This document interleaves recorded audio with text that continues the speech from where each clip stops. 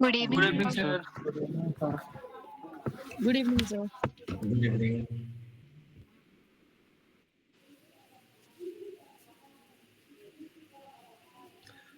Vineet mute करो अपने को। It's a mute.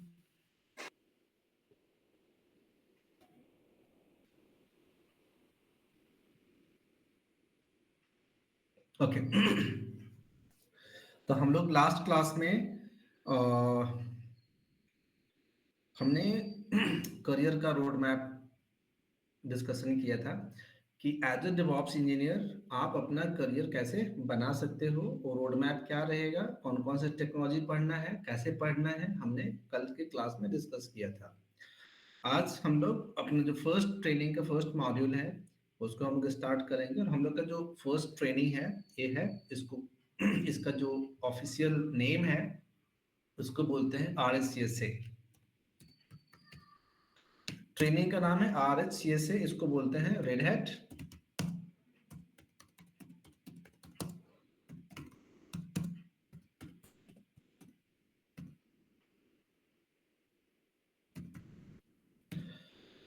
Certified system administration.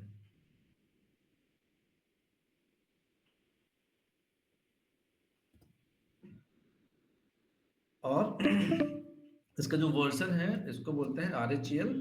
हम लोग RHEL 9 पढ़ेंगे या यहाँ पे पढ़ेंगे हम लोग फेडोरा 41 ऐसा। हम लोग इसको पढ़ने जा रहे हैं। तो एक्चुअली हमारा ट्रेनिंग ए है, इसको RHCSA को पूरे वर्ल्ड के इंजीनियर्स पढ़ते हैं और सबका सिलेबस एक है, स्टैंडर्ड कंटेंट है इसका। इसके कंटेंट में कोई चेंजेस नहीं होता है। जैसे कोई अगर अमेरिका का कैंडिडेट है तो उसका उसको जो पढ़ाया जाएगा वही कंटेंट हम आपको डिलीवर करेंगे, या जो ऑस्ट्रेलिया का जो इंजीनियर है उसको जो पढ़ाया जाएगा सेम कंटेंट हम आपको यहाँ पे प्रोवाइड करेंगे। तो ट्रेनिंग का नाम है RHCSA। यह एक ग्लोबल सर्टिफिकेशन ट्रेनिंग प्रोग्राम है। मतलब इस ट्रेनिंग को करने के बाद आप इसका इंटरनेशनल एग्जाम दे सकते हो। इसका एग्जामिनेशन होता है, एक सर्टिफिकेशन ट्रेनिंग है, ये स्पेशलाइज्ड ट्रेनिंग है, अंडरस्टैंड। इसका एग्जाम होता है। जैसे अगर आपको कोई C++ पढ़ा दे तो उसका कोई इंटरनेशनल उस लेवल का एग्जाम नहीं होता है, उसका कोई ओनर नहीं है, वो किसी का प्रोप्राइटरी नहीं है कि जहाँ पे वो आपको सर्टिफाइड कर दे कि आप यू आर C++ का चैंपियन इंजीनियर हो। लेकिन इसका एक इंटरनेशनल एग्जाम होता है, इसका एक ट्रेनिंग पैटर्न है, इसका एक कंटेंट है, ठीक है। इसको हम पढ़ाएंगे, आपको भी उसी तरीके से इसको पढ़ना है। तो पढ़ाने से पहले एक बार हम आपको ब्रीफ इसके बारे में बता देते हैं। इसमें दो इसके अंदर दो पेपर है, इसके अंदर भी दो पेपर है और उसका नाम है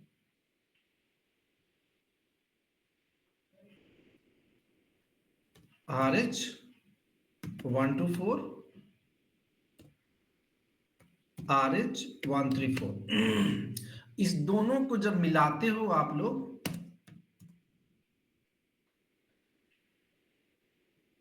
दोनों को मिलाने के बाद दोनों को मिलाने के बाद जो बनता है उसको बोलते हैं RHCSA। मतलब अगर किसी को RHCSA पढ़ना है, ये दो मॉड्यूल, दो कंटेंट, सब कंटेंट इसको पढ़ना पड़ेगा, RH124, RH134। इसको आप लोग सीरियसली लेना, मजाक में नहीं लेना है। क्लास को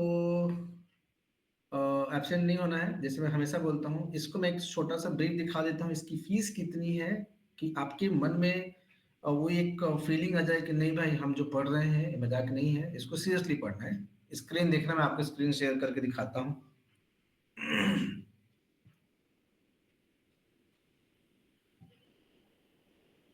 ये देखो स्क्रीन मेरा, मैं यहाँ पे आपको इसकी फीस दिखा देता हूँ, ऑफिशियल फीस कितनी होती है इसकी।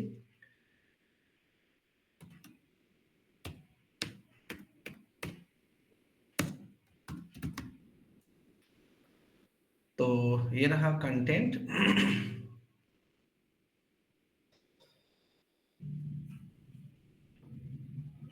इसको बोलते हैं red hat system administration 1, right. तो हम लोग इंडिया में पढ़ रहे हैं, तो देखते हैं इसकी फीस कितनी है।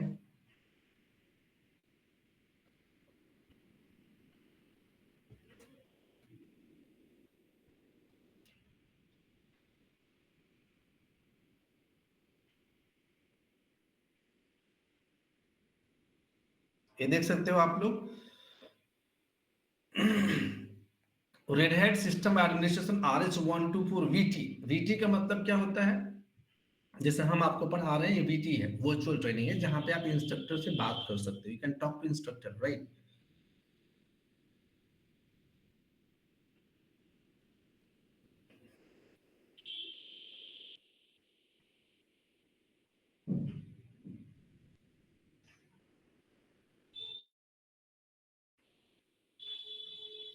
आप देखो इसका, देख सकते हो।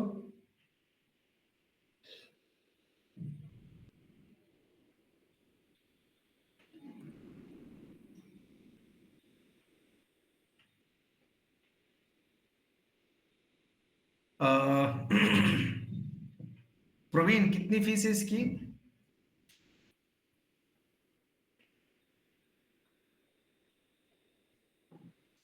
40,000 सर। RS124 की, 134 की भी 40,000, मतलब RSCSA का एक्चुअल ट्रेनिंग कॉस्ट 80,000 है। तो इंडिया में, इंडियन रुपीस में इसकी फीस है। अगर आप इसको दुबई में पढ़ते हो, अमेरिका में पढ़ते हो, 3-4 लाख का है, छोटा सा है। तो इसका स्टार्टिंग प्राइस 80,000 है। तो आप सोचो कि इसके बाद वाले जो कोर्सेस हैं कितने एक्सपेंसिव हैं, अंडरस्टैंड। तो इसको लाइटली आप नहीं लेना। अगर आप इसको ठीक से पढ़ लेते हो, इसके पढ़ने पे भी जॉब लगता है, एंट्री मिलती है। तो आपने देखा होगा, मतलब मैं स्क्रीन को क्लोज कर रहा हूँ। आपने देखा होगा कि अभी जो बहुत सारे बच्चों को मैंने प्लेसमेंट किया है OS3 में 45 डेज के ट्रेनिंग में, कितना पढ़े थे? RSC से पढ़े थे, 124 पढ़े थे, 134 पढ़े थे, कुछ तो सर्वर मॉडल्स पढ़े थे, हो गया जॉब, उनका एंट्री मिल गई, मिल जाता है। इसलिए इसको आप मजाक में नहीं लेना। क्योंकि कॉलेज के स्टूडेंट होते हैं तो उनका फीस कम होता है। कॉलेज वाले बच्चों का मॉडल अलग है, वो हम पढ़ा देते हैं, दैट सेपरेट बात है। बट कॉलेज का है तो फीस कम होती है। अब इसको ध्यान से आपको पढ़ाई करना है, मजाक में नहीं लेना है। वही इंस्ट्रक्टर हूँ, आपको पढ़ा रहा हूँ, वही इंस्ट्रक्टर उस प्लेटफॉर्म पे भी पढ़ाता हूँ। समझ में आ गया क्या? अंतर इतना ही है, वहां पे जो पढ़ता है वो 80,000 प्लस GST पे करके पढ़ता है, यहाँ पे आप हमारी मर्जी, ठीक है। तो इसमें हम लोग सर्टिफिकेशन में हम लोग पढ़ते हैं लाइनक्स एडमिनिस्ट्रेशन। तो एक्चुअली हम लोग इसमें सीखते क्या है, ऑल टुगेदर हम क्या सीखते हैं इसमें? लाइनक्स एडमिनिस्ट्रेशन का सीखते हैं।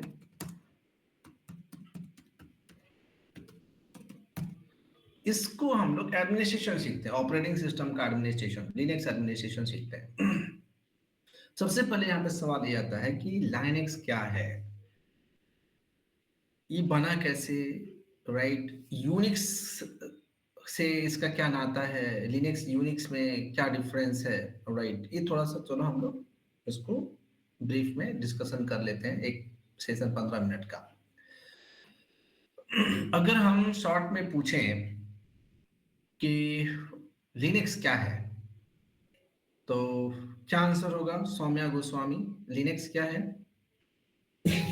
सर लिनक्स एक ऑपरेटिंग सिस्टम है। ठीक है, बस हो गया। तो अगर कोई पूछे कि लिनक्स क्या है, आपको बताना है कि ऑपरेटिंग सिस्टम है, जैसे विंडोज है वैसे ही लाइनक्स ऑपरेटिंग सिस्टम है। एक पार्ट हो गया। अगर दूसरा पॉइंट में अगर आपसे बात कोई करे तो आपको ये बताना है कि अ, ये एक सिक्योर ऑपरेटिंग सिस्टम है। हम इसको क्यों यूज करेंगे? सिक्योरिटी पर्पज, सिक्योर है, राइट। ऑपरेटिंग सिस्टम है प्लस सिक्योर ऑपरेटिंग सिस्टम है। और थर्ड पॉइंट में आप बोल सकते हो कि जनरली मेनली सर्वर साइड इसका यूज करते हैं। सर्वर साइड जो भी जितने भी सर्वर्स हैं, right, mail server, web server, जो भी servers, OTP server, chat server, उस साइड में हम इसका यूज करते हैं।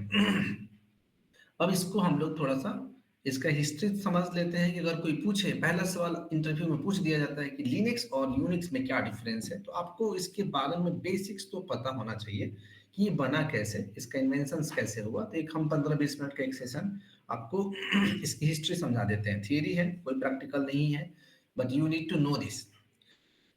तो आज से ऑलमोस्ट एक छोटी सी कहानी है, स्टोरी है इसकी, सुन लो आप लोग ब्रीफ में।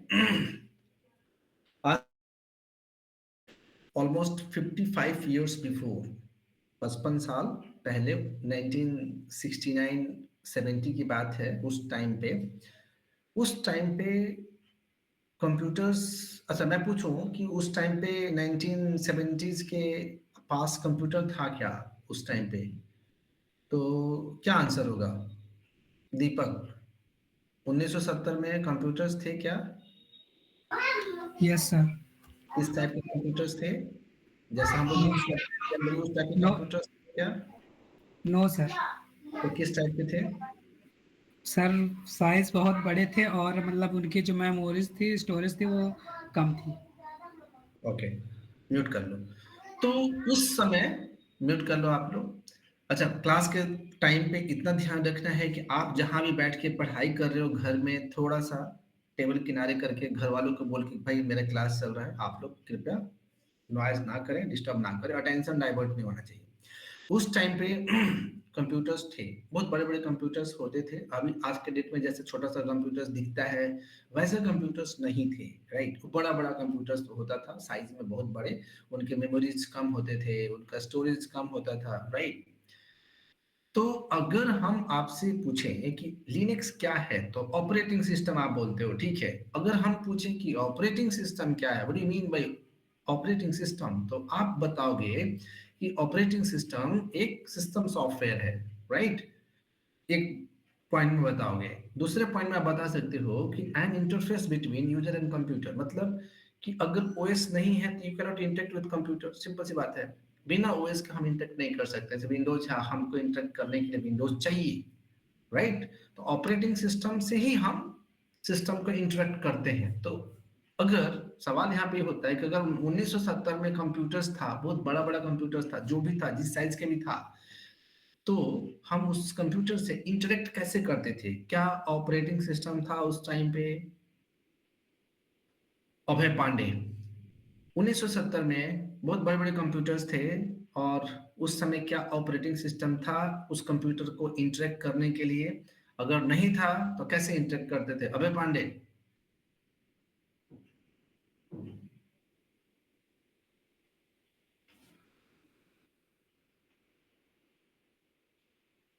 बोलना है आपको अनम्यूट करके। दीपांशु तुम बोलो।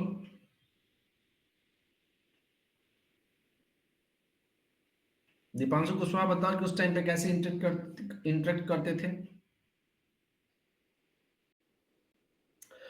गरिमा तुम बताओ। यस सर, ऑपरेटिंग सिस्टम होते थे। ओके, तो कौन सा ऑपरेटिंग सिस्टम था उस टाइम पे? MS DOS. 1970, 1970 में तो नहीं था। दीपांशु तुम बताओ।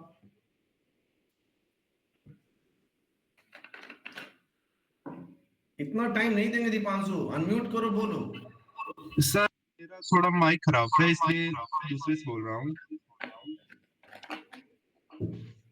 बोलो हिमांशु। यूनिक्स था, ओके, उसी से कंट्रोल करते थे। म्यूट म्यूट म्यूट म्यूट करो आप। म्यूट हिमांशु, म्यूट कर लो। हम चलते हैं अभी एक छोटा सा इस सवाल को लेके। अ,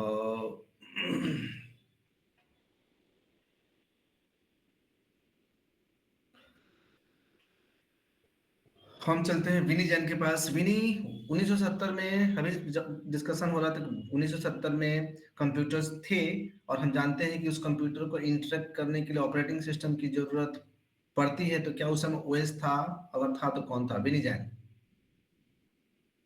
सर उस टाइम नहीं था, बट हम अलग अलग तरीके से इंटरेक्ट कर सकते थे। जैसे उस टाइम पे बैच प्रोसेसिंग का यूज़ किया जाता था, पंच कार्ड्स का यूज़ किया जाता था। और इन्हीं वेज की यूज से हम उससे इंटरैक्ट करते थे, बिकॉज था तो नहीं ऑपरेटिंग सिस्टम। बट उसके बाद बनना स्टार्ट किया था AT&T बेल लेबोरेटरी में, इसका ओके, काम चालू यस, हुआ था। डन। तो म्यूट कर लो। कैसा है 1969 1970s के टाइम पे ऑपरेटिंग सिस्टम नहीं था, उस टाइप का एक ओएस नहीं था। बड़े बड़े कंप्यूटर्स जरूर थे बट ऑपरेटिंग सिस्टम नहीं था।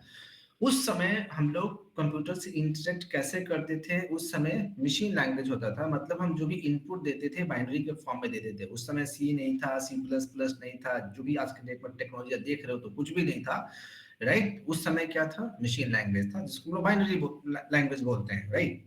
और पंच कार्ड होते थे इनपुट देने के लिए। तो उस समय का सिस्टम बहुत कॉम्प्लेक्स था। तो दुनिया की 4 बड़े ऑर्गेनाइजेशन, उस टाइम पे 4 बड़े ऑर्गेनाइजेशन एक साथ हाथ मिलाए, एक साथ आए एक ऑपरेटिंग सिस्टम को डेवलप करने के लिए, क्योंकि ऑपरेटिंग सिस्टम तो था ही नहीं, how to interact, right? It was very long process. Long process में कैसा होता था कि अगर मान लो कि किसी को 5+5 ऐड करना है, छोटा सा एग्जांपल, 5+5 जोड़ के कितना होता है, तो उस 5+5 को जोड़ने के लिए जैसे हमें जोड़ना है तो क्या करते थे हम? उसको बाइनरी में कन्वर्ट करते थे। 5 को बाइनरी में कन्वर्ट करो, दूसरे 5 को बाइनरी में कन्वर्ट करो, उस इनपुट को हम दूसरे को देते थे, वो ऐड करता था पंच कार्ड में, वो इनपुट प्रोसेस होता था, राइट? प्रोसेस होके जो आउटपुट आता था वहां पे उस टाइम पे वो भी बाइनरी में आता था, फिर उस बाइनरी को हम डेसिमल में कन्वर्ट करते थे। It was the long process. तो क्या हुआ कि उस समय वर्ल्ड की 4 बड़े ऑर्गेनाइजेशन एक साथ आते हैं, किस लिए? ऑपरेटिंग सिस्टम डेवलप करने के लिए। तो वो कौन कौन से ऑर्गेनाइजेशन थे? वो ऑर्गेनाइजेशन थे, ये देखो ध्यान से, AT&T,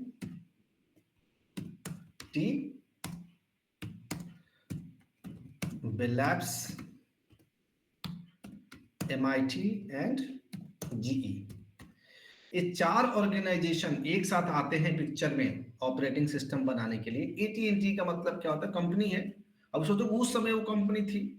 आज के डेट में भले माइक्रोसॉफ्ट और फेसबुक और इंस्टाग्राम और गूगल दुनिया की बड़ी कंपनियां हैं, उस समय कौन सी कंपनी थी? उस समय तो माइक्रोसॉफ्ट नहीं था, उस समय फेसबुक नहीं था, उस समय गूगल नहीं था, राइट? AT&T जरूर था, बेल लैब्स था।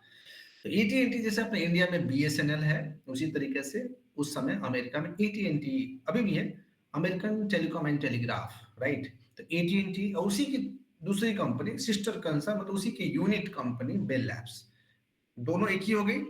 MIT और GE, जनरल इलेक्ट्रिक्स, ये 4 ऑर्गेनाइजेशन एक साथ आते हैं किस पर्पज से? एक ऑपरेटिंग सिस्टम बनाने के लिए। और उस ऑपरेटिंग सिस्टम को बनाने के लिए उन्होंने एक प्रोजेक्ट का नाम दिया, उसका नाम था मल्टिक्स प्रोजेक्ट। तो उन्होंने नाम दिया क्या? Multics project.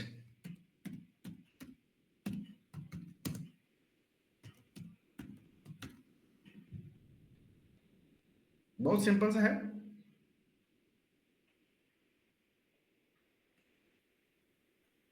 Multics operating system, Multics project. तो ये चारों ने मिलके काम स्टार्ट किया मल्टिक्स प्रोजेक्ट पे, और फाइनली ये मल्टिक्स प्रोजेक्ट बन गया। तो जब मल्टिक्स प्रोजेक्ट बन गया, मतलब उस समय जो ऑपरेटिंग सिस्टम का नाम दिया गया वो मल्टिक्स ऑपरेटिंग सिस्टम नाम दिया गया, मल्टिक्स ओएस।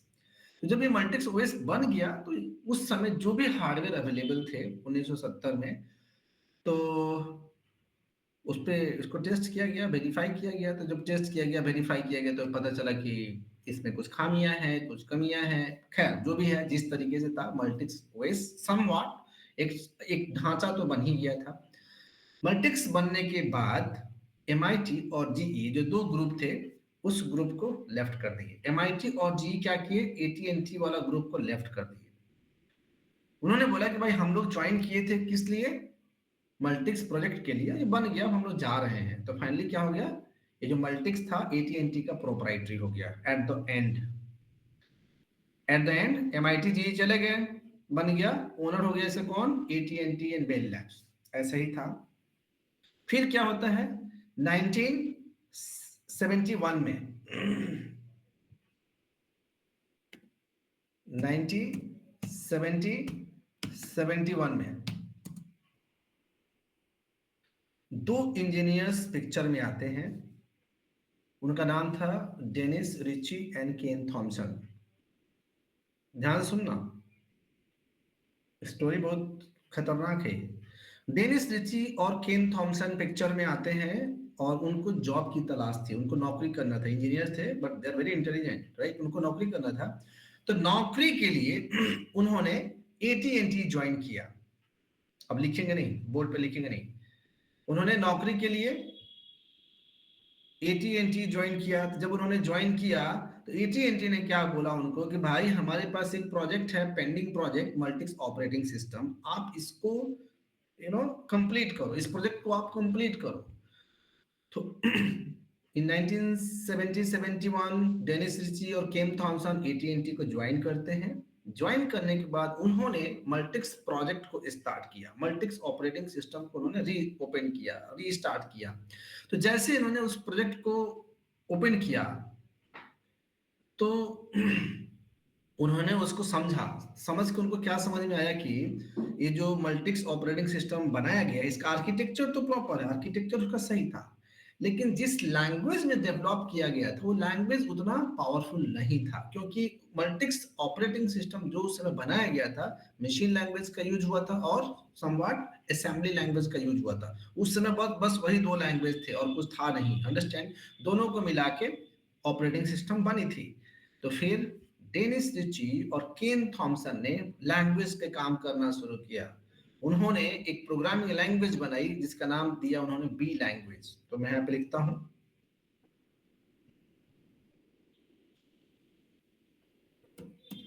डेनिस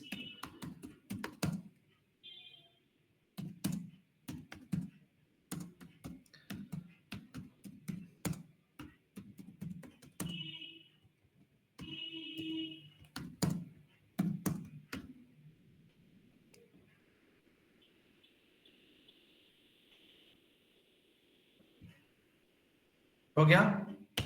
उसके बाद they started Multics project once again. फिर क्या हुआ, उन्होंने दे डेवलप्ड बी लैंग्वेज। उन्होंने बी लैंग्वेज को डेवलप किया और मल्टिक्स ऑपरेटिंग सिस्टम को उन्होंने बी लैंग्वेज में लिखा। एवरीवन, मल्टिक्स ऑपरेटिंग सिस्टम जो बना था उसको उन्होंने बी लैंग्वेज में कोड किया। तो बी लैंग्वेज में मल्टिक्स को कोड करने के बाद उसका जो नया नाम बना, ये देखो,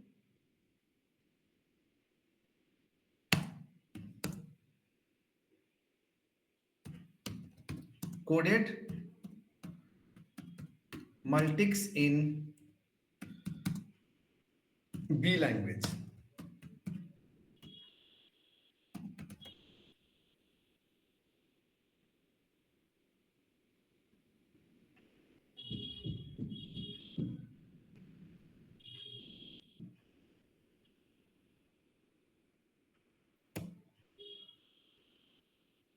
और इसका नाम उन्होंने दिया UNICS OS।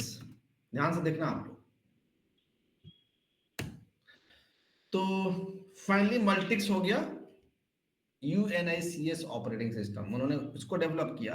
और उस समय इन्होंने UNICS जो ऑपरेटिंग सिस्टम था, इसको जो भी हार्डवेयर अवेलेबल थे इंस्टॉल किए, ट्राई किए, टेस्ट किए, फिर ये भी उतना सक्सेस नहीं हुआ। फिर क्या हुआ, उन्होंने इसको और इंप्रूव किया। They derived C language from B language, मतलब इन्होंने बी से सी को डिराइव किया। समझना आप लोग। तो they derived C language from B, यहां पे लिख सकते हैं they derived C language from B. उसके बाद ये देखो, coded UNICS in C language. और क्या बन गया ये, यूनिक्स ऑपरेटिंग सिस्टम।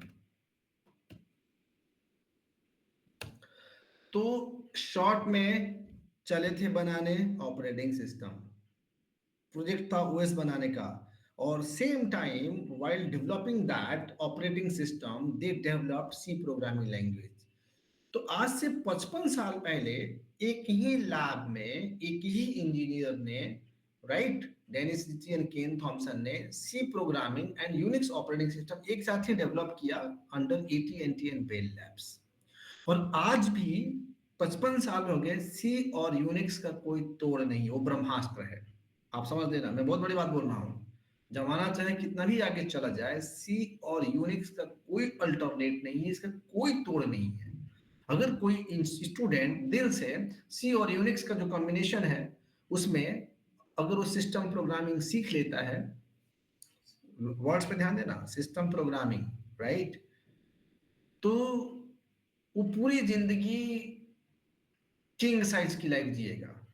अभी हमने बोला सिस्टम प्रोग्रामिंग, सिस्टम प्रोग्रामिंग वो क्या करेगा? अगर कोई सी और यूनिक्स सीख के सिस्टम प्रोग्रामिंग करता है उसको क्या करेगा? इसको आइडिया है? हिमांशु तुम बताओ, सिस्टम प्रोग्रामिंग का मतलब क्या होता है?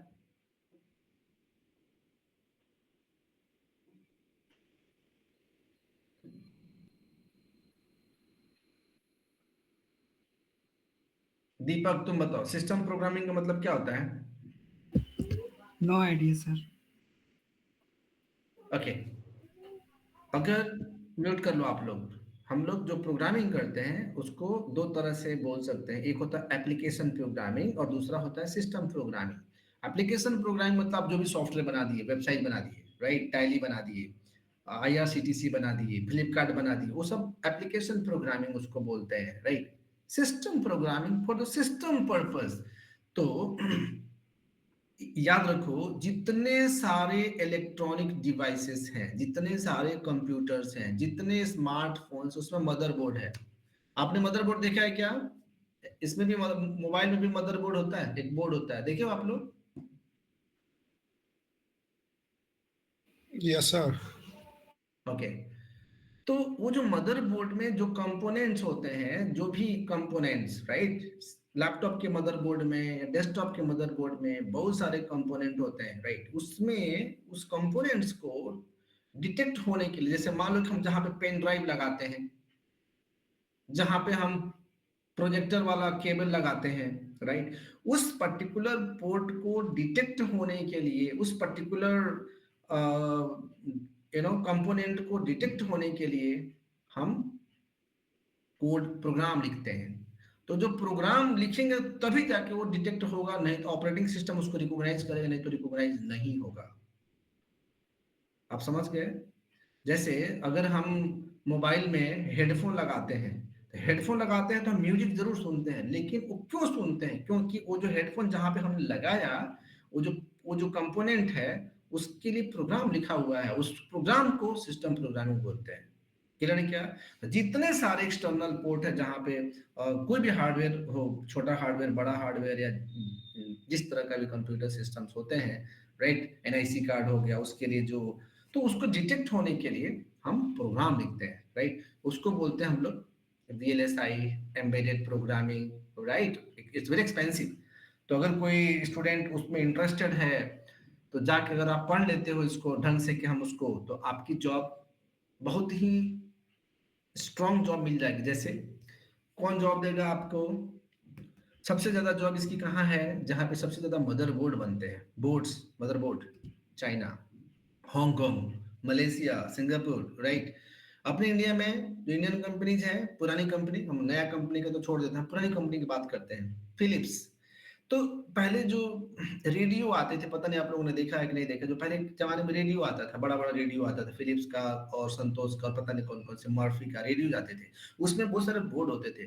तो उस कंपोनेंट्स के लिए प्रोग्रामिंग की जाती थी, कोडिंग किया जाता, तब जाके वो डिटेक्ट होता था, राइट। उसको बोलते हैं हम लोग सिस्टम प्रोग्रामिंग। डिवाइस ड्राइवर बोलते हैं उसको। ड्राइवर इंस्टॉल करोगे तभी वो जाके आपको काम करेगा। एग्जाम्पल इसको दूसरे तरीके से, आपके लैपटॉप में साउंड कार्ड काम नहीं कर रहा है, तो साउंड कार्ड का ड्राइवर इंस्टॉल करते हो। ड्राइवर मतलब वो प्रोग्राम। ग्राफिक्स प्रॉपर नहीं है, गेमिंग लैपटॉप आप लेके खरीद के बैठे हो, हम ग्राफिक्स ड्राइवर इंस्टॉल करते हो, ग्राफिक्स वो सिस्टम प्रोग्राम है, अंडरस्टैंड। तो उस पर्टिकुलर हार्डवेयर के लिए जो ग्राफिक्स कार्ड लगा है उसके लिए जो हम प्रोग्राम लिखते हैं, that is called system programming. तो उस समय सी और यूनिक्स का कॉम्बिनेशन सिस्टम प्रोग्रामिंग के लिए अल्टरनेट है, अल्टीमेट है, इसका कोई तोड़ नहीं है। लेकिन इसमें आपको डूबना होगा, इसको आपको पढ़ना होगा, राइट। उसके बाद जितनी इलेक्ट्रॉनिक्स मदरबोर्ड बनाने वाली कंपनियां हैं, जितनी मोबाइल मैन्युफैक्चरिंग कंपनियां हैं जो बोर्ड बनाती है, मदरबोर्ड बनाती है, राइट, इंटेल हो गया, एएमडी हो गया जो प्रोसेसर बनाती है, इसमें बहुत सारा डिमांड है, लाखों करोड़ों के पैकेज है। लेकिन आपको उसके लिए दिल से उतरना होगा, पढ़ना होगा, टाइम देना पड़ेगा, ठीक है। क्योंकि 55 साल पुराना टेक्नोलॉजी आज उतना ही पावरफुल है। तो फाइनली यूनिक्स बन गया। जब यूनिक्स बन गया तो उस समय पूरे वर्ल्ड में कोई operating system, successful operating system नहीं था। तो हम बोलते क्या है, Unix is the mother of all operating system. ये फर्स्ट सक्सेसफुल ऑपरेटिंग सिस्टम बना यूनिक्स ऑपरेटिंग सिस्टम 1971 में। अभी जब यूनिक्स बन गया तो फिर क्या होता है, एक दूसरी कहानी स्टार्ट होती है। और वो कहानी कैसी है कि ये देखो,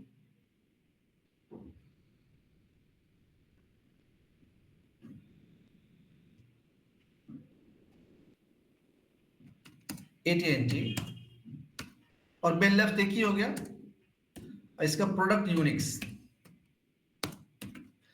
तो फिर क्या हुआ, AT&T ने, क्योंकि बेल वो जो MIT और GE तो छोड़ दिए थे ग्रुप को, यूनिक्स हो गया proprietary and property of AT&T। तो उस समय पूरे वर्ल्ड में कोई ऑपरेटिंग सिस्टम नहीं था। तो AT&T ने डिसाइड किया इस यूनिक्स ऑपरेटिंग सिस्टम को बेचते हैं हम, लेट्स डिस्ट्रीब्यूट, हम बेचेंगे इसको, पैसा कमाएंगे। अब जो भी उतना उसके पास ब्रेन तो था नहीं बेचने का।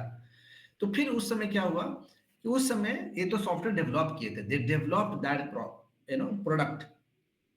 उस समय कैलिफोर्निया में एक कंपनी थी, उसका नाम था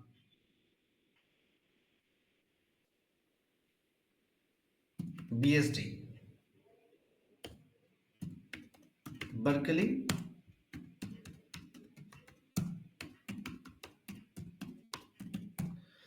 सॉफ्टवेयर डिस्ट्रीब्यूशन, राइट। तो उस समय उस समय की बात है। तो उस समय एक कंपनी थी BSD जो कि सिर्फ सॉफ्टवेयर डिस्ट्रीब्यूट करने का काम करती थी। तो AT&T ने क्या बोला कि भाई हमारे पास एक सॉफ्टवेयर है, एक प्रोडक्ट है, आप इसको लो और दुनिया को बेचो।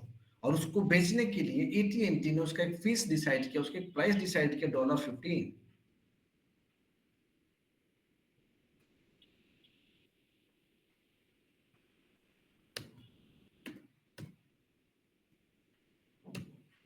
$15।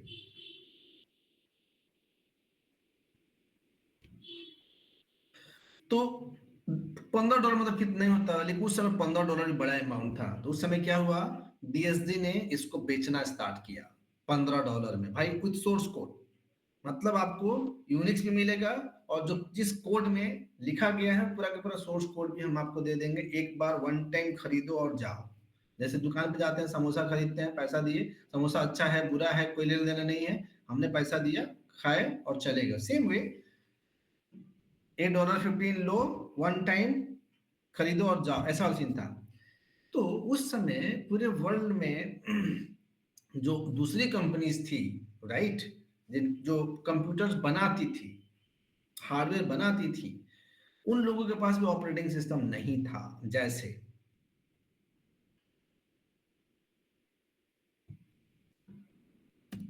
IBM, HP, सन।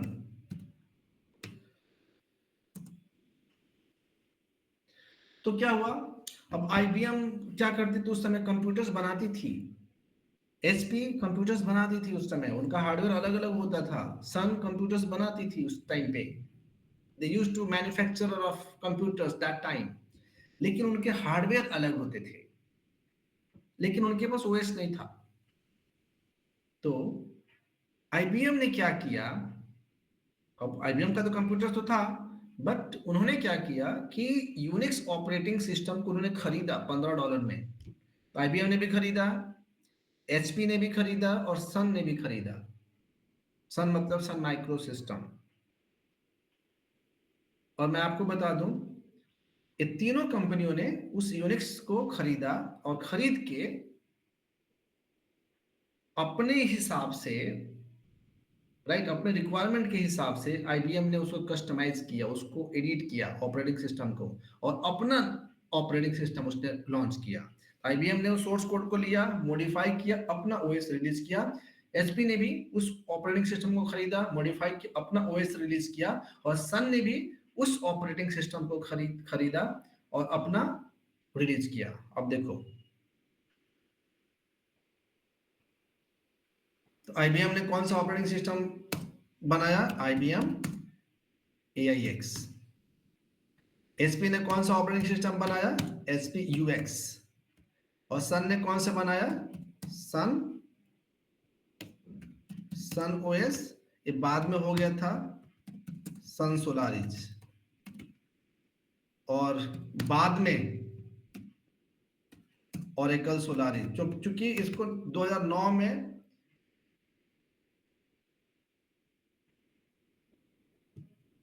सन माइक्रो सिस्टम को ओरेकल ने खरीद लिया था। तो आप लोग जो जावा पढ़ते हो ना, जावा प्रोग्रामिंग सन का प्रोडक्ट है। तो आप जावा तो पढ़ते हो, देखो बहुत सारे बच्चे जावा पढ़ते हैं, मिस्टेक क्या करते हैं? जावा तो पढ़ लिए, आधा अधूरा पढ़ लिए। आप जावा पढ़ के अगर जावा का सर्टिफिकेशन कर लो, आपकी जॉब मिल जाएगी। आपको सर्टिफिकेशन करना है, सन सर्टिफाइड जावा एडमिनिस्ट्रेटर जो भी है, क्योंकि सन माइक्रो सिस्टम को प्रोडक्ट आज के डेट में ओरेकल का है। अभी मैं आपको बता देता हूँ, मैंने इन तीनों कंपनीज में जॉब किया है। आईबीएम में मैंने जॉब किया है, एचपी में भी मैंने जॉब किया है, और सन में भी मैंने जॉब किया। मेरी last company Sun micro system थी, 2009 की बात है ये। और जब सन को ओरेकल ने खरीद लिया, तो जो भी टॉप मैनेजमेंट्स के थे, होता ना कंपनी अपनी पॉलिसीज ऐड करती थी, ऐड जब करती है, तो हम लोग भी निकल गए, हम लोग को जॉब नहीं करना था उस टाइम पे। Then we started new company. IBM मेरी फर्स्ट कंपनी थी 2003 में, राइट। अब आप लोग जो ड्रीम पालते हो, छोटा कंपनी बढ़ते बढ़ते बड़ी कंपनी में, सोचो कि हमने स्टार्ट ही किया था आईबीएम से, start in the first job 2003। उस समय का पैकेज, अगर हम 2009 में, मैं अपनी बात बताता हूँ, जिस समय सन माइक्रो सिस्टम में था, उस समय हमको 18 लाख का पैकेज था 2009 में। मंडे टू फ्राइडे का जॉब करते थे, एक 75, कितना साल पहले की बात है, राइट। आप लोग अभी स्ट्रगल कर रहे हो, क्यों? क्योंकि हमने टेक्नोलॉजी को पकड़ा था, right, strong. You need to do this. तो ये जो आईबीएम AIX है, HP UX है, और सन सोलारिस, ओरेकल सोलारिस, इस ऑपरेटिंग सिस्टम को हम लोग बोलते हैं Unix operating system, Unix based operating system. तो इसको क्या बोलेंगे हम लोग? ये जो तीन ऑपरेटिंग सिस्टम हुए, इनको हम लोग बोलेंगे यहाँ पे, ये देखो, Unix based OS, proprietary. Spelling छोड़ देना आप लोग, मेरा इंग्लिश खराब हो गया है। और दूसरा प्लेटफॉर्म डिपेंडेंट OS। ये 3 पॉइंट आपको दिमाग में रखना है। ये यूनिक्स बेस्ड ऑपरेटिंग सिस्टम है। यूनिक्स बेस्ड मतलब यूनिक्स से ही इनहेरिट करके इसको बनाया गया है, understand. IBM AIX, HP UX और सोलारिस। प्रोप्राइटरी OS मतलब IBM AIX IBM का प्रोप्राइटरी है, HP UX HP का प्रोप्राइटरी है, और सन सोलारिस सन का प्रोप्राइटरी है। Is it clear? उसका सोर्स कोड अवेलेबल नहीं है, क्लोज्ड कोड है। और प्लेटफॉर्म डिपेंडेंट ऑपरेटिंग सिस्टम का मतलब हुआ कि जो तीनों ऑपरेटिंग सिस्टम है, ये तीनों अलग हार्डवेयर पे चलते हैं। मतलब IBM जब चलेगा तो IBM AIX IBM के कंप्यूटर पे चलेगा, IBM के हार्डवेयर पे चलेगा। HP UX जब चलेगा तो HP वाले हार्डवेयर पे चलेगा, स्पेसिफिक हार्डवेयर है उसका। और सन सोलारिस चलने के लिए स्पेसिफिक हार्डवेयर है। वो जो हार्डवेयर है, हम लोग जो लैपटॉप डेस्कटॉप जो यूज करते हैं, मदरबोर्ड x86 64, ये आर्किटेक्चर उसका नहीं होता है, उसका आर्किटेक्चर ही अलग होता है। क्लियर है? इसको हम लोग बोलते हैं यूनिक्स बेस्ड ऑपरेटिंग सिस्टम। आपको यहाँ पे कोई कंफ्यूजन नहीं होना चाहिए। अगर यूनिक्स की बात होती है तो आप बिल्कुल बोलो sir, HP UX IBM AIX Solaris ये सब यूनिक्स बेस्ड ऑपरेटिंग सिस्टम है। और ये ऑपरेटिंग सिस्टम आज भी यूज होता है डेटा सेंटर्स में, जहां पे क्रूशियल डेटा रखा हुआ है। क्योंकि आज भी अब इसकी ट्रेनिंग है, अब देखो इंजीनियरिंग कॉलेज में पढ़ाया जाता नहीं है, मार्केट में इसको पढ़ाने वाले कोई है नहीं, कोई पढ़ता है नहीं, इतनी महंगी है, 5-10 लाख का कौन पढ़ेगा किसके पास। लेकिन साउथ इंडिया के लोग पढ़ते हैं, क्योंकि अब केरला के लोग पढ़ते हैं, क्यों, हर घर से लोग दुबई में है, बाहर में लोग, उनके पास पैसे की कोई कमी नहीं है, वो सब पढ़ता है सब, राइट। अब हम लोग सेंट्रल इंडिया, नॉर्थ इंडिया के लोग, central India Delhi part Punjab को छोड़ दिया जाए तो यूपी बिहार एमपी जो उड़ीसा है, ये जो बेल्ट है, यहाँ पे पेइंग कैपेसिटी कम है, गरीब लोग होते हैं, तो उतना पेइंग कैपेसिटी नहीं है, but still people use to study this. तो यहाँ पे इसको बोलते हैं हम लोग यूनिक्स बेस्ड ऑपरेटिंग सिस्टम। इसमें यहाँ तक के स्टोरी में किसी को डाउट है तो पूछ लो, हम आगे बढ़ेंगे।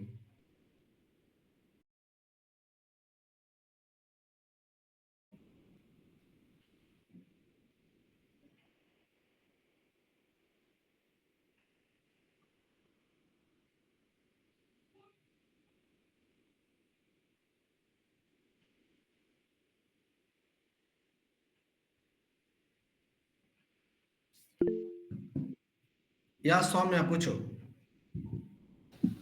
सब प्रोप्राइटरी ओएस का एक बार और बता दीजिए। प्रोप्राइटरी मतलब IBM AIX IBM कंपनी की प्रोप्राइटरी है, उसका ओनर IBM है। HP UX का ओनर HP कंपनी है। Oracle Solaris Sun Solaris का ओनर सन है। जैसे विंडोज माइक्रोसॉफ्ट का प्रोडक्ट है, वो विंडोज ऑपरेटिंग सिस्टम का ओनर कौन है, माइक्रोसॉफ्ट। माइक्रोसॉफ्ट का वो प्रोडक्ट है, वो फ्री नहीं है, उसको खरीदना पड़ता है, ऐसा।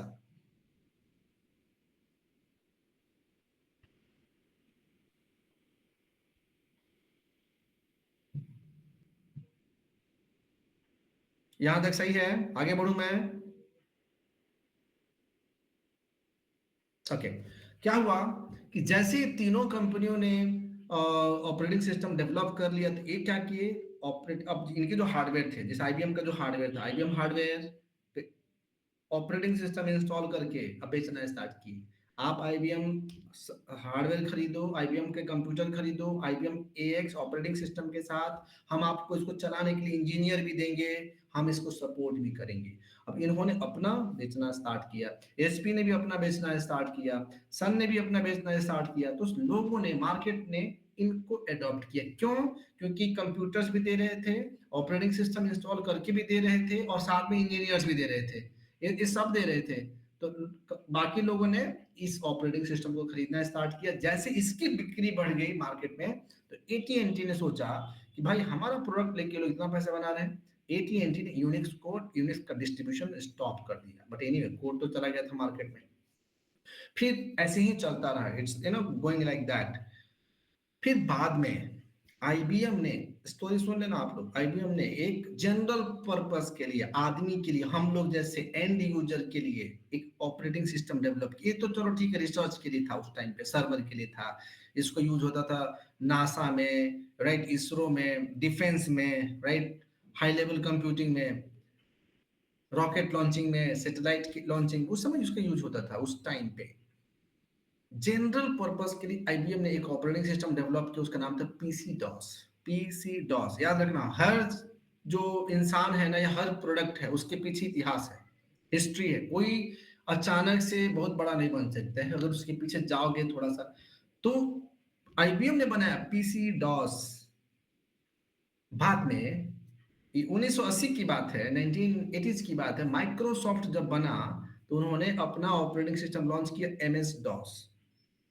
विंडोज नहीं था, इन्होंने लॉन्च किया MS DOS, Microsoft DOS operating system. बस PC DOS को कॉपी करके, भाई PC DOS तो बन गया ना, एक बार आर्किटेक्चर तो बना हुआ है, लेकिन माइक्रोसॉफ्ट ने उसको करके MS DOS लॉन्च किया। It was going like that. फिर क्योंकि बहुत एक्सपेंसिव था, इतना एक्सपेंसिव था कि इसको अफोर्ड करना बहुत मुश्किल था। फिर क्या हुआ, 1983 की बात है, 1983 में एक इंजीनियर पिक्चर में आता है, और उसका नाम था Richard Stallman. 1983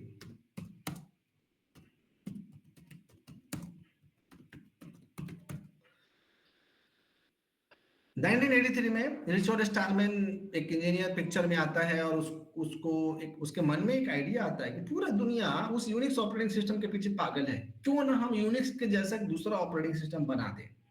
let's develop an OS similar to Unix but not Unix. इसके मन में आइडिया तो आया, लेकिन उसको बनाए कैसे, हाउ टू डेवलप, न इसके पास पैसा था, न इसके पास इंफ्रास्ट्रक्चर था। फिर उस आइडिया को डेवलप करने के लिए, उसको बनाने के लिए इसने क्या किया, एक एनजीओ बनाई, सेमी गवर्नमेंट कंपनी इसने बनाया, उसका नाम इसने दिया एफएसएफ। इसने एक कंपनी बनाई जिसका नाम था, दिया उसने एफएसएफ।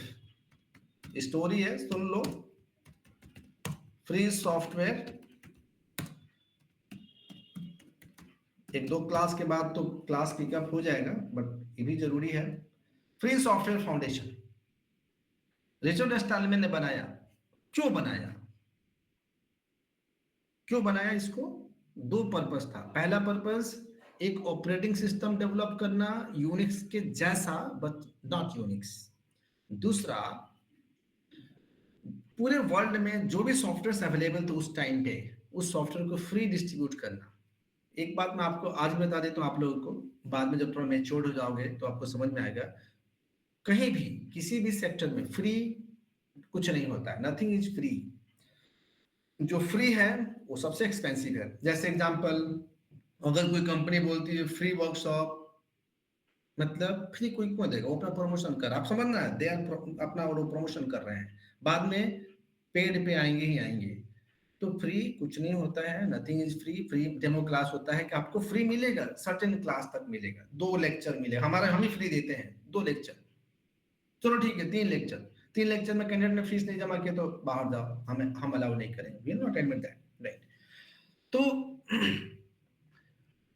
रिचर्ड स्टॉलमैन को क्या हुआ कि उसने 2 पर्पस लेके उसने एफएसएफ बनाया कि उस समय चलो ठीक है, हम पूरे सॉफ्टवेयर फ्री बेचेंगे, डिस्ट्रीब्यूट करेंगे और यूनिक्स के जैसा एक नया ऑपरेटिंग सिस्टम बनाएंगे। ये 2 टारगेट को लेके इसने एफएसएफ बनाया। फिर क्या होता है, इसको गवर्नमेंट से कुछ पैसा मिला।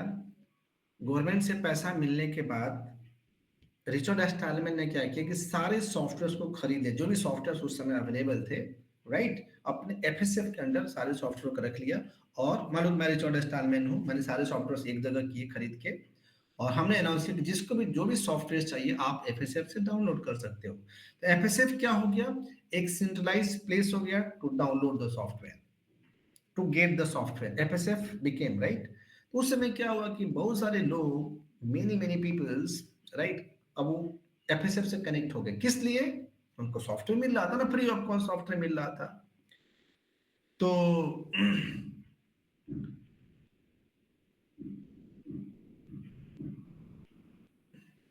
बहुत सारे लोग कनेक्ट हो गए, फ्री सॉफ्टवेयर मिल रहा था उनको। 1 साल के बाद एफएसएफ के पास बहुत सारे यूजर्स हो गए।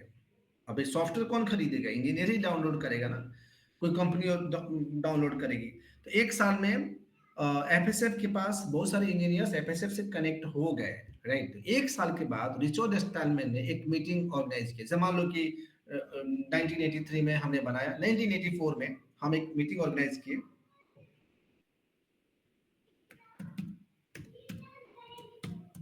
और मैं रिचर्ड स्टॉलमैन हूं, आप लोग हमारे क्लाइंट हो, तो मैं आपके सामने एक प्रपोजल रख रहा हूं कि hello everyone, I wanted to develop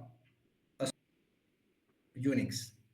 तो आप लोगों ने कहा यार it's very good idea, let's develop, right. उसके जैसा हम यूनिक्स पे क्यों डिपेंडेंट रहें। तो आप लोगों ने उसका वेलकम किया। तो पहला पॉइंट बहुत क्लियर है, उसका अल्टरनेट बनाना है। दूसरा, ये प्लेटफॉर्म इंडिपेंडेंट होगा, मतलब ये किसी भी हार्डवेयर पे चलेगा। आप IBM पे चला लो, सन पे चला लो, HP पे चला लो, जिस पे चलाना है चला लो। आप लोगों ने कहा यार इट्स वेरी गुड।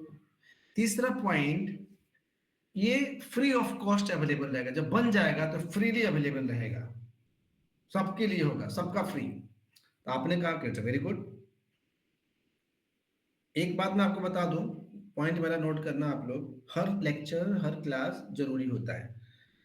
मैं नोटिस करूंगा कि अगर कोई कैंडिडेट ये सोच के छोड़ देगा क्लास 1 मिनट पहले कि चलो ये हमारा पढ़ा हुआ है सर, ऐसे इंट्रोडक्शन दे रहे हैं, ये बहुत बड़ा मिस्टेक है आपका। आपको क्लास मेरे खत्म होने के बाद ही लेक्चर को ड्रॉप आउट करना है। बीच में डेटा खत्म हो जाता है, मोबाइल स्विच ऑफ हो जाता है, दैट इज अलग सेपरेट स्टोरी। लास्ट में आपका अटेंडेंस ट्रैक हो जाएगा, आप कितने मिनट क्लास में बैठे थे। क्लास नहीं छोड़ना है, राइट। आप क्लास शुरू होने से पहले डेटा 2 GB का रिचार्ज करके रखो, क्लास अटेंड कर, क्योंकि 10 बजे तक क्लास चलता है ना, 6 बजे से 11 बजे तक क्लास चलता है आप लोगों का।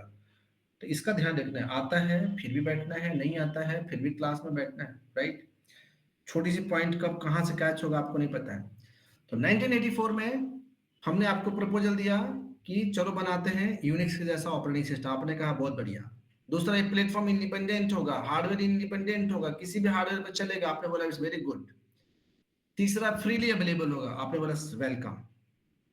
तो 1984 में यह प्रोजेक्ट स्टार्ट हुआ और इस प्रोजेक्ट का जो नाम दिया गया वो था जीएनयू प्रोजेक्ट।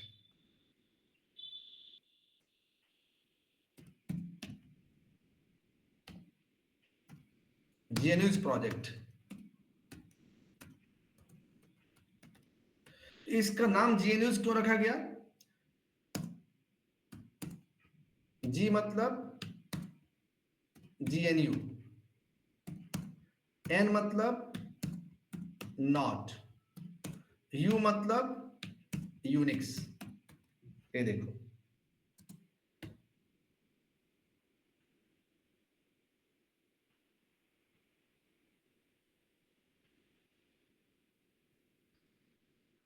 जीएनयू मतलब जीएनयू नॉट यूनिक्स, जो भी है XYZ, बट यूनिक्स नहीं है। इसका नाम दिया गया जीएनयू प्रोजेक्ट,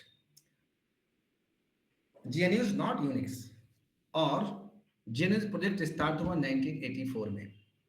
फिर क्या क्या होता है 1987 में,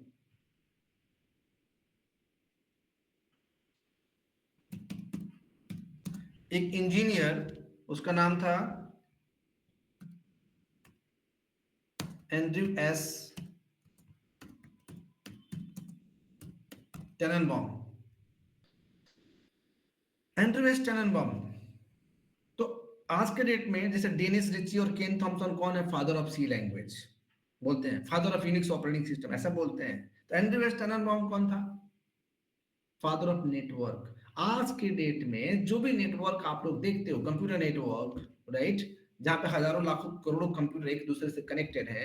हम जो मोबाइल का मैसेज भेजते हैं, व्हाट्सएप पे मैसेज भेजते हैं, ये मैसेज आप तक पहुंचता है, बीच में इतने सारे वाईफाई और अनविजिबल डिवाइसेस हैं। जो नेटवर्क का जो आर्किटेक्चर है, प्रोटोकॉल है, जो भी इसका कॉन्सेप्ट है, इसको एंड्रयू एस टेननबाउम ने दिया था। He was great engineer, right. तो एंड्रयू एस टेननबाउम एफएसएफ का कोर मेंबर था और उसने एक ऑपरेटिंग सिस्टम बनाया जिसका नाम दिया मिनिक्स ऑपरेटिंग सिस्टम।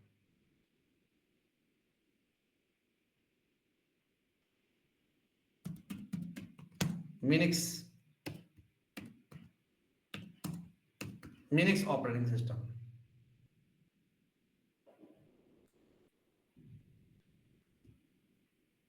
अकेले एंड्रयू एस टेननबाउम ने एक ओएस बनाया, उसका नाम दिया मिनिक्स, लेकिन मिनिक्स भी सक्सेसफुल नहीं हुआ, फेल हो गया। 87 की बात है। अब देखो, एक पार्ट यहां पे एक और चीज है। जब रिचर्ड स्टालमैन ने एफएसएफ बनाया था, जब लोग सॉफ्टवेयर डाउनलोड कर रहे थे, तो डाउनलोड करने के टाइम पे उन्होंने एक लाइसेंस बनाया था, उसको बोलते हैं जीपीएल। ये सब वर्डिंग ध्यान रखना आप लोग। जीपीएल, इसको बोलते हैं general public licence.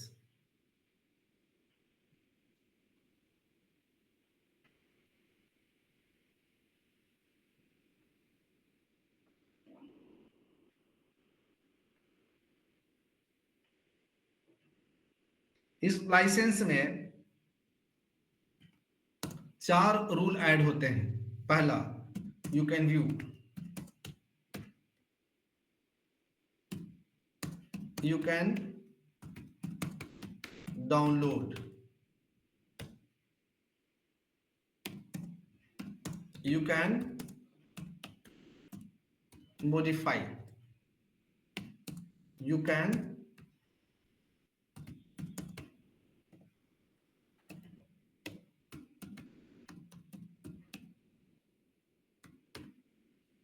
You can distribute.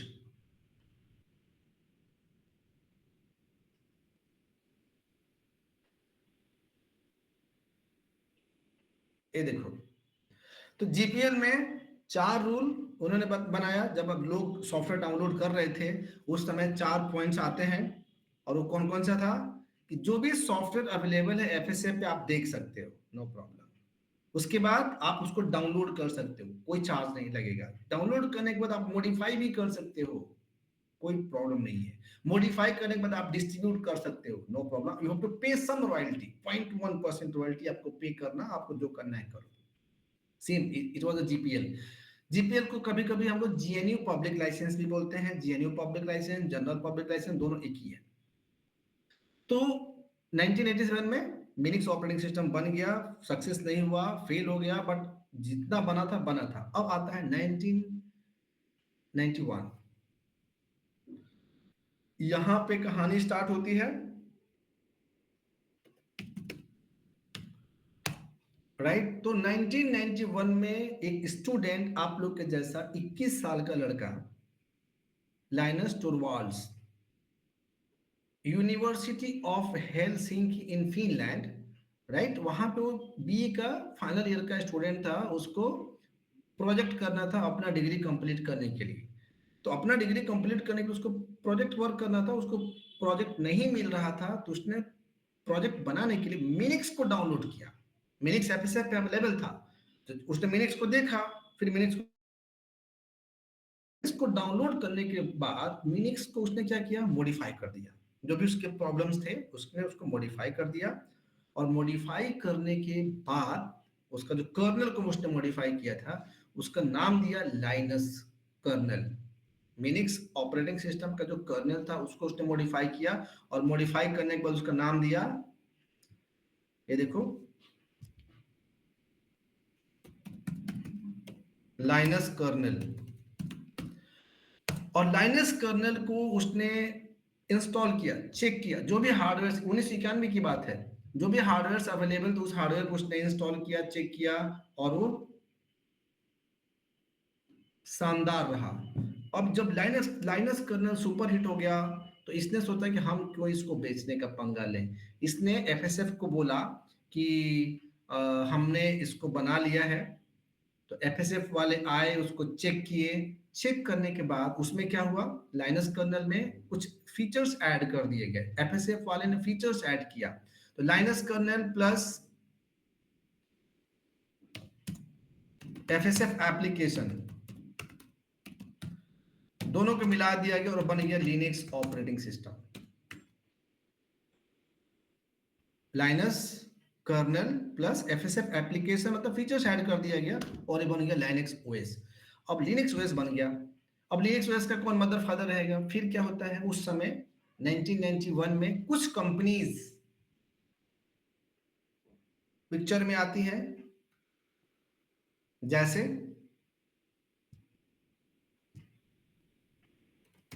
Red hat, Debian, Ubuntu, काली, स्लैकवेयर। तो ये कंपनीज पिक्चर में आती हैं और इन्होंने क्या किया, चूंकि लिनक्स तो बन गया, क्या क्या था कंडीशंस, जब ये डेवलप होगा तो फ्रीली अवेलेबल होगा सबके लिए, प्लेटफॉर्म इंडिपेंडेंट भी है, फ्रीली भी है, राइट, और यूनिक्स के जैसा भी है, तो ये फ्रीली अवेलेबल था। तो फिर क्या हुआ, रेड हैट ने, डेबियन ने, उबंटू ने, काली ने, स्लैकवेयर ने, ऐसे बहुत सारे लिनक्स बेस्ड कंपनियां हैं। इन लोगों ने उस लिनक्स को डाउनलोड किया, वहां से ले लिया, एफएसएफ से डाउनलोड किया, और फिर उसमें फीचर्स ऐड करके अपना नाम लगा के बेचना स्टार्ट किया। तो रेड हैट ने रेड हैट लिनक्स, उबंटू ने उबंटू लिनक्स, काली ने काली लिनक्स, स्लैकवेयर ने स्लैकवेयर लिनक्स, सबने लिनक्स बेचना स्टार्ट किया। तो इसको बोलते हैं Linux based operating system. They are called Linux based OS, right. You know ये यूनिक्स के जैसा नहीं है, ये प्लेटफॉर्म इंडिपेंडेंट है, आपको याद रखना है, राइट। उसके बाद क्या हुआ, इसको बोलते हैं हम लोग लिनक्स बेस्ड ऑपरेटिंग सिस्टम। यहां से कंफ्यूजन नहीं होना चाहिए। और एक लास्ट में एक पॉइंट की, जितने लिनक्स बेस्ड ओएस है आज के डेट में, रेड हैट मार्केट का लीडर है। 90% लिनक्स का जो मार्केट है उसमें रेड हैट इकलौता है सिंगल। रेड हैट का मार्केट से 90% लिनक्स में। एक दूसरा आप समझ लो, रेड हैट को आईबीएम ने फिर खरीद लिया। जो पैसा का पावर बहुत होता है, उसने मार्केट में देखा आप बढ़ रहे हो उसने खरीद लिया। तो अब आज के डेट में red hat is an IBM company. उस रेड हैट का 15 साल पार्टनर रहा हूं पैन इंडिया का, 15 इयर्स। अभी छोड़ दिया क्योंकि अभी बिजनेस फिजिबल नहीं है रेड हैट का सर्टिफिकेशंस का, इट्स वेरी एक्सपेंसिव। तो इसको बोलते हैं हम लोग लिनक्स बेस्ड ऑपरेटिंग सिस्टम, उसको बोलते हैं यूनिक्स बेस्ड। यहाँ पे बीच में एक टर्म्स आता ओपन सोर्स। तो जब लिनक्स बन गया तो अब सवाल है कि भाई लिनक्स ऑपरेटिंग सिस्टम का मालिक कौन होगा। तो क्या हुआ कि रिचर्ड स्टैलमैन, लाइनस टोरवाल्ड्स और एंड्रयू वेस्टनबम, जो 10-15 कोर लोग थे, इन सब ने मिलके एक कम्युनिटी बनाई और उसका नाम दिया गया ओपन सोर्स। ओपन सोर्स बनाया किस लिए? Betterment of Linux operating system. हम उसके लिए बेटरमेंट के लिए काम करेंगे। उसके अंदर में लिनक्स रख दिया गया और बोला गया कि भाई जिसको लिनक्स लेना है, डाउनलोड करना है, आप लिनक्स ले लो। तो Linux is an open source operating system. आज के डेट में ओपन सोर्स का डेफिनेशन बहुत बड़ा है। उस समय ओपन सोर्स बहुत छोटा था। ओपन सोर्स मतलब इसके अंदर जो भी सॉफ्टवेयर अवेलेबल है उसका सोर्स कोड फ्रीली अवेलेबल है, ओपन है। मतलब आज भी आपको अगर लिनक्स डाउनलोड करना है, पहले वाला लिनक्स, स्टार्टिंग का लिनक्स जो लिनक्स था, you will get it with source code. आप डाउनलोड कर लो, अपना रिलीज कर लो, अपना ऑपरेटिंग सिस्टम आप डेवलप कर सकते हो, कोई डिफरेंस नहीं है। अंडरस्टैंड? तो इसको रेड हैट लिनक्स, अब हम लोग 1991 से 2000 तक, ध्यान से सुनना आप लोग, 1991 से 2000 तक red Hat Linux 1, red Hat Linux 2, red Hat Linux 8, red Hat Linux 9 ये आया। 2000 के बाद से ये लिनक्स ऑपरेटिंग सिस्टम इंटरप्राइज में चला गया, मतलब इंडस्ट्री में चला गया, ऑर्गेनाइजेशन में चला गया और उसको बोला गया red hat enterprise Linux, short में RHEL, red hat enterprise Linux. Rail 1, rail 2, rail 3, rail 4, rail 5, rail 6, rail 7, rail 8। अभी का करंट वर्जन है RHEL 9। हम लोग जो वर्जन पढ़ेंगे RHEL 9, रेल 9, रेल बोलते हैं उसको। अंडरस्टैंड? तो अच्छा, फेडोरा फिर क्या है? लिखा था स्टार्टिंग में फेडोरा, ये beta version of red hat enterprise Linux, उसका बीटा वर्जन है, टेस्टिंग के लिए यूज होता है, राइट? तो ये हम लोग RHEL 9 पढ़ने जा रहे हैं। तो RHEL 9 बहुत बड़ा है, एक समुद्र है, उसमें से एक कंटेंट पढ़ने के बाद उसका सर्टिफिकेशन एग्जाम दोगे, उसको बोलते हैं RSCA। You are RSCA certified, RSCE certified, Red Hat certified engineer. दूसरा Red Hat certified architect, RSCA, right? मतलब अगर आपको RSCA से RSCA करना है, 7-8 लाख रुपए का आज के डेट में खर्च है, यू हैव टू इन्वेस्ट, अगर किसी को करना होगा तो। लेकिन ये इन्वेस्टमेंट आप करने के लिए जो लड़का करता है वो तोप बनता है, राइट? उस लेवल पर पहुंचता है। ये है हमारा हिस्ट्री। तो आज का समरी क्या रहा? लिनक्स क्या है, यूनिक्स क्या है, लिनक्स यूनिक्स में डिफरेंस क्या है, कुछ टर्मिनोलॉजी, लिनक्स बेस्ड ओएस क्या होता है, यूनिक्स बेस्ड ओएस क्या होता है, जीपीएल क्या होता है, एफएसएफ क्या होता है, जीएनयूज क्या होता है, राइट? बीएसडी क्या है, ये सब टर्म्स हमने आज देखा। इसका हिस्ट्री आप एक नोट्स बना लेना समरी टाइप का, कि लिनक्स का इंट्रोडक्शन कैसे आया, ये कब, जब ओएस नहीं था तब से लेके और जब लिनक्स बना तब तक का एक हिस्ट्री 2 पेज आप लोग तैयार कर लेना। और हम लोग कल क्या सीखेंगे इसी में हम आपको बता देते हैं। अब अभी क्या करना है, आप सबके पास लैपटॉप होना चाहिए एंड आपको इस लिनक्स को इंस्टॉल करना है। तो लिनक्स को पढ़ने के लिए, इस सर्टिफिकेशन ट्रेनिंग को पढ़ने के लिए आपको इसका सेटअप बनाना पड़ेगा अपने लैपटॉप पे, आपको इंस्टॉल करना पड़ेगा। वंस यू इंस्टॉल दिस, हम पढ़ाएंगे, आपको प्रैक्टिस करना है पैरेलल सेम टाइम, राइट? उसके बाद इसमें हम आपको अलग से 1.5 घंटा से 2 घंटा, क्लास के पहले क्लास के बाद 2 इंजीनियर देंगे, मतलब 2 ग्रुप में बांटेंगे। 8 से 10 बच्चों का एक ग्रुप, 8 से 10 बच्चों का दूसरा ग्रुप। हम आपको 2 इंजीनियर देंगे, एक ग्रुप को एक ग्रुप को एक। अगर आपको पढ़ाने के बाद कोई भी प्रैक्टिकल्स डाउट है, आप उस इंजीनियर से कनेक्ट होकर पढ़ सकते हो। 24 घंटा नहीं पूछना है कि ये नहीं बन रहा, वो नहीं बन रहा, आपके हिसाब से वो इंजीनियर्स अवेलेबल नहीं होंगे। तो अभी वो भी हम लोग डिसाइड कर लेंगे इसका आप लोगों का प्रैक्टिकल टाइम्स कब रहेगा। तो जिस समय आपका प्रैक्टिकल टाइम रहेगा 2 घंटे का, सबको एक साथ प्रैक्टिकल करना है, वो इंजीनियर्स आपके साथ अवेलेबल रहेगा, रिमोट लेके आपका वो शूटिंग कर देगा, आपको कोई भी दिक्कत होगा तो। क्लियर है? तो हम आपको 2 इंजीनियर्स दे रहे हैं, जो भी खाली रहेगा, अभी हम भी कभी-कभी खाली रहते हैं, तो हम भी आपको हेल्प कर दिया करेंगे। तो ऐसे करके आपको पढ़ना है, कोई भी स्किप नहीं करना है, कोई भी बाईपास नहीं करना है और नोट्स बनाना है, ऑनेस्ट रहना है आपको अपने से, खुद से, आत्मा, यस हमें आ गया। नहीं आता है आपको बोलना है, हमें नहीं समझ में आया, हमें नहीं आता है, हमें क्लास में आप बोल सकते हो सर थोड़ा देर के लिए दिमाग थोड़ा-सा डाइवर्ट हो गया था, पापा का कॉल आ गया था, कहीं माइंड डाइवर्ट हो गया था, हमें समझ में नहीं आया। आपको बोलना है, you have to tell, you have to, क्योंकि अगर अभी चूक जाओगे, अगर मिस हो जाएगा, आप मिस हो, हमें नहीं पता ना आप रिमोट लोकेशन पे हो, आप पढ़ रहे हो, नहीं पढ़ रहे हो, आप अपना मोबाइल को रिकॉर्डिंग में लगाए हो, ऐसा नहीं करना है। लाइव क्लास है, आपको लाइव इंटरेक्ट होके पढ़ाई करना है और पूछना है। कल से फिर कल से एक दूसरा पेपर भी स्टार्ट होगा, इसका सेकंड वाला, जो पुराने स्टूडेंट होंगे दे कैन ज्वाइन, कल या परसों से स्टार्ट हो जाएगा 4:30। इसमें आज के लेक्चर में अगर किसी को डाउट है आप पूछ सकते हो, you can ask.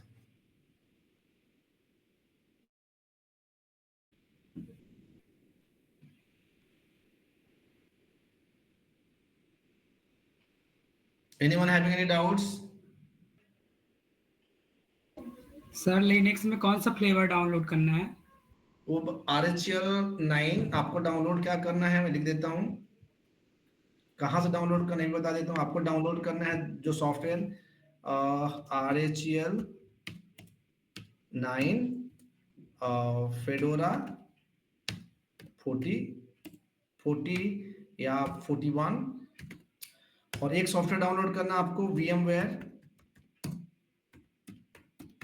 Work station. ये 3 सॉफ्टवेयर आपको डाउनलोड करना है। मैं स्क्रीन शेयर करके मैं आपको दिखा देता हूं, ये देखो, ये देखो यहाँ पे फेडोरा वर्क स्टेशन डाउनलोड, मैं ग्रुप में भी लिंक शेयर कर दूंगा। यहाँ पे ना वर्क स्टेशन 41, तो इस पे क्लिक करना है और यहां से ये जो इसको इधर देखो, यहां पे क्लिक करना है, इसको क्लिक करोगे डाउनलोड हो जाएगा, पहले वाला फर्स्ट, इसको डाउनलोड कर लेना है। RHEL 9 डाउनलोड कर लेना और VMware वर्क स्टेशन डाउनलोड कर लेना, VMware work station 17 Pro, right. ये 3 चीज आपको डाउनलोड करके रख लेना है। कैसे इंस्टॉल करना है सेटअप मैं आपको कल बताऊंगा, क्लास में बताएंगे एक बार इंस्टॉल करके, और फिर हमारा क्लास स्टार्ट हो जाएगा, राइट। जस्ट वेट, मैं अटेंडेंस रिकॉर्ड कर लूं।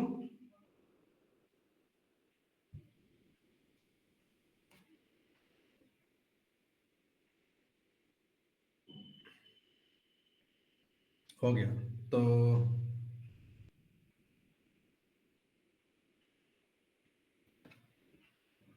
डन, आपका अटेंडेंस हो गया है। कल शाम को 6 बजे सबको अब बिना बताए हुए आपको खुद से ज्वाइन करना है।